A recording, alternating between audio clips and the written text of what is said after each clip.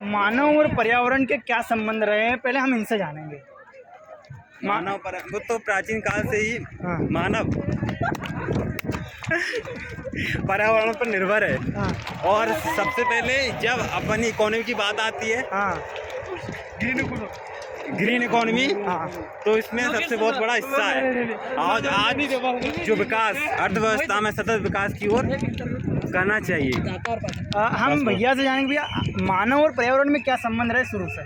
ये मानव और पर्यावरण में बहुत गहरे संबंध रहे हैं प्राचीन काल से, क्योंकि पर्यावरण के बिना मानव का जीवन संभव नहीं है। हाँ। और इसीलिए जागरूकता फैलाई जा रही है। आधुनिक युग में लोगों ने पर्यावरण का बहुत दोहन किया है, तो उसी को पूर्ण उसी को पूर्ति करने के लिए अभी ये 51 लाखों का पौधारोपण किया जा रहा है। इसीलिए हम इन 51 लाख पौधाओं में कितने पौधे ऐसे होंगे जो कि सक्सेस भाई, मैंने दिल्ली में एक जाएंगे क्योंकि जमीन मतलब यहाँ की मिट्टी जो है वो काली है, तो अच्छा पोषक पदार्थ और यहाँ पर बहुत सारे वर्कर भी लगाए गए हैं। मुझे आप बताइए कि मुझे आपसे एक दूसरा क्वेश्चन ये भी था कि जो ग्लोबल वार्मिंग है, हाँ, उसको रोकने के सरकार तो प्रयास कर ही रही है। हाँ। लेकिन हम व्यक्तिगत तौर पर क्या कर सकते हैं? व्यक्तिगत लोगों पर अभी तो ये कर ही रहे हैं वृक्षारोपण।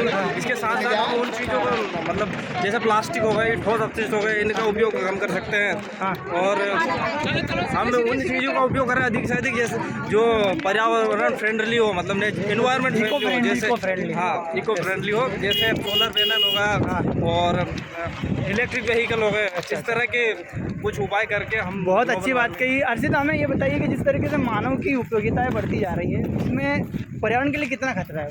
देखिए, this is very harmful for the environment because the people are not aware of environment. They are just cutting the trees and they are doing the deforestation every day. And I think if the sustainable development would have not come, so I think the next generation would have died. So this is very great for हम us. इनसे जानते, आपने कितने पौधे लगाए आज? जी, मैंने अपनी एज के हिसाब से मैंने 20 पौधे लगा दिए, तो मैं 20 साल का हूँ, आप इसलिए 20 साल के हैं, हाँ, आपने 20 पौधे? मैंने अभी तक नहीं लगाया था, तो इन्होंने मेरी 20 जो पौधे लगाए और आपने कितने पौधे लगाए? मैंने भी 10 तो लगाए, उसके आगे फिर मैं कुछ समझ नहीं पाया। अच्छा। हमारे से खेती होती अरे ये चलाओ यार, इन पे ही नाच लेंगे हम तो। यदि हमें ये बताइए कि जो वृक्ष है और जो मनुष्य है, उनके बीच का संतुलन कैसा है? सवाल है क्या? हाँ, ये तो ठीक बताएंगे। आप बताइए कि जो पर्यावरण और मानव के ऐतिहासिक संबंध कैसे रहे? देखिए, ऐतिहासिक संबंध तो बहुत लंबे, जैसे कि आर्किटेक्ट काल का हो गया, हाँ। फिर पशुपालन हो गया, फिर कृषि काल होगा, फिर आधुनिक काल हो गया। तो हम अभी आधुनिक स्टेज में है, जहाँ पर मानव को पर्यावरण का विध्वंस करता कहा है, जो कि लगभग अगर जो वैज्ञानिक अनुसंधान अगर दिन पर दिन नहीं होते, हाँ। तो आई थिंक द एनवायरनमेंट है फुली डिस्ट्रॉयड है, fully polluted and all the rivers have been polluted by us every day. मुझे बताइए कि सरकार की कितनी नीतियाँ कारगर साबित हुई है पर्यावरण के लिए? देखिए, सभी नीतियाँ कारगर साबित हुई है, लेकिन अब अगर जैसे ही जन जागरूकता को, जन समुदाय को शामिल किया जाएगा, तो ये definitely it will be 100% successful. आप व्यक्तिगत तौर पर कितने जागरूक है पर्यावरण के लिए? देखिए, बहुत जागरूक है, क्योंकि हमें पढ़ाया जाता है। हमारा एक यूनिट ही है पर्यावरण का, तो बहुत अच्छे से समझते हैं इस चीज़ को, और कोशिश भी कर रहे हैं कि हम ईवी की ओर बढ़े और नई नई चीज़ों को लाए। जैसे कि अगर सरकार अगर कुछ भी नया इनिशिएटिव करती है, तो हम लोगों को अवेयर करते हैं कि आप देखिए, जिस तरीके से विद्यार्थियों ने और बॉर्डर्स के जवानों ने सभी ने बहुत अच्छा मतलब कॉपरेशन किया है यहाँ पर मेरा सवाल सीधा आपसे ये है कि बहुत सारे लोग सेल्फी ले रहे थे, पौधे नहीं लगा रहे थे, तो क्या केवल ये एक दिखावा रह गया पर्यावरण? यहाँ पर ये एक सही बात भी है हमारे? नहीं, वो वृक्षारोपण जो सेल्फी लेना वो भी गलत नहीं है, क्योंकि अगर हम सेल्फी लेके डालते हैं, तो जो हमसे बहुत दूर है, दूर हाशिए पर है, वो लोग भी इस चीज़ को समझेंगे कि अच्छा लोग जुड़ रहे हैं इससे, और वो फिर सेल्फीज को देख के जैसे सोशल मीडिया पर हम डालते हैं, तो वो समझेंगे इस चीज़ों को और जुड़ेंगे। आपने कितने पेड़ लगाए? हमने पेड़ लगाया लगभग 20। भैया ने 20 पेड़। आप पर्यावरण के बारे में थोड़े 2 शब्द बताइए।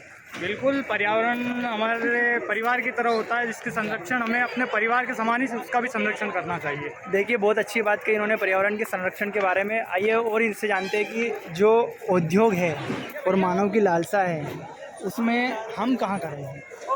अब देखिए, हम खड़े तो बीच में ही है दोनों के, क्योंकि विकास भी ज़रूरी है देश के लिए, और पर्यावरण हमारे लिए ज़रूरी है, क्योंकि पर्यावरण नहीं होगा तो हमारे विकास का कोई अर्थ नहीं रह जाएगा। तो ये इंदौर की बहुत अच्छी पहल है और डेफिनेटली ये सक्सेसफुल होगा और यही अन्य जैसे भी देश के जितने भी बड़ी बड़ी सिटीज़ है उनको मोटिवेट करेगा, इंस्पायर करेगा कि वो भी ऐसा खाली स्पेस देखेंगे, खाली माउंटेन्स देखेंगे जिन पर वृक्षारोपण किया जा सकता है और वो खाली है, उस पर वो लगाएंगे और पर्यावरण वापस पुनः उस स्थिति में आने की कगार पर आ जाएगा, जो कि बहुत अच्छा है। हर्षित, हमें ये भी जानना था कि जो कृषि क्षेत्र है और जो पर्यावरण क्षेत्र है उनमें हम कैसे अंतर, थोड़ा सा हमें बताइए कि जो कृषि का क्षेत्र है और जो जैसे कि पेड़ पौधे आज लगा रहे हैं, हम वृक्षारोपण कर रहे हैं, ये कैसे पर्यावरण में संतुलन बनाए रखते हैं?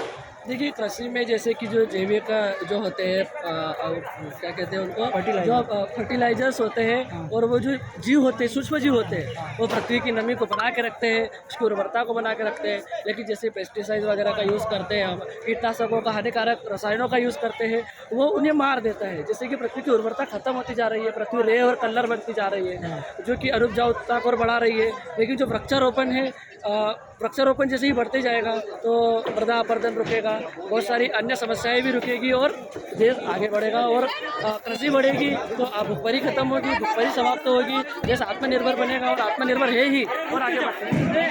हर्षित, हमें ये भी बताइए कि जिस तरीके से आज हम यहाँ एकत्रित हुए, सभी विद्यार्थी यहाँ पर आए, इसमें आपका कितना योगदान है? मेरा भी बहुत कंट्रीब्यूशन रहा। मैंने कम पौधे लगाए थे तो फिर बाद में मैंने भी जाके पौधा किया और मैंने भी लगभग 20 पेड़ लगाए, जो कि अब मैं ठीक हूँ, खुश हूँ।